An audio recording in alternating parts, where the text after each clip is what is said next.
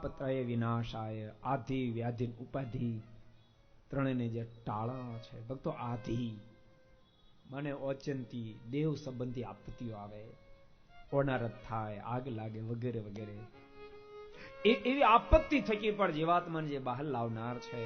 આધિ વ્યાધિ ભક્તો, માણસના શરીરમાં અનેક પ્રકારના રોગો લાગુ પડ્યા છે,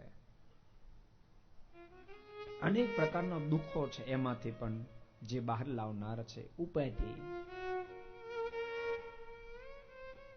પેલાને પ્રાપ્ત થયો છે પણ શરીરમાં રોગ વગેરે એટલા બધા છે. પ્રાપ્ત થયું, અરે ભલામણા મિષ્ટાનની દુકાન છે પણ ડાયાબિટીસ થઈ ગયો, ખાય હું રાખ.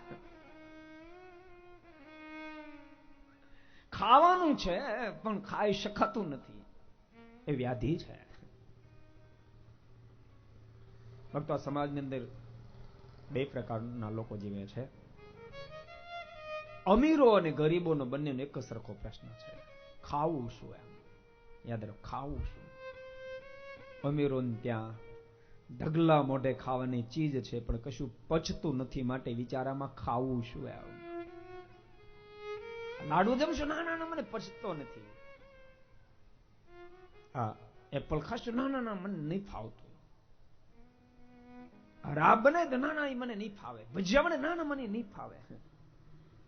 તો શું જમશો? ખાવું શું એ પ્રશ્ન છે. અમીરોને ભક્તો ખાવું શું પ્રશ્ન છે, અને ગરીબોને પણ ખાવું શું પ્રશ્ન છે. અમીરોની પાસે ખાવાની ચીજ છે પણ પચતું નથી, ગરીબોની પાસે પાચન શક્તિ છે પણ ખાવાની ચીજ નથી.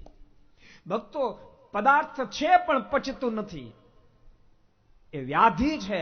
અને પચે એમ છે પણ પદાર્થ નથી, ઉપાધિ છે. ભક્તો, બંનેમાંથી જે બહાર કાઢી દે છે એનું નામ પરમેશ્વર છે, એનું નામ પરમેશ્વર છે. તાપત્રય વિનાશાય શ્રી કૃષ્ણાય વયમ નમઃ. એવા જે પરમેશ્વર હે કૃષ્ણ નારાયણ, આપના ચરણારવિંદમાં મારા કરોડો કરોડો વાર વંદન હોજો.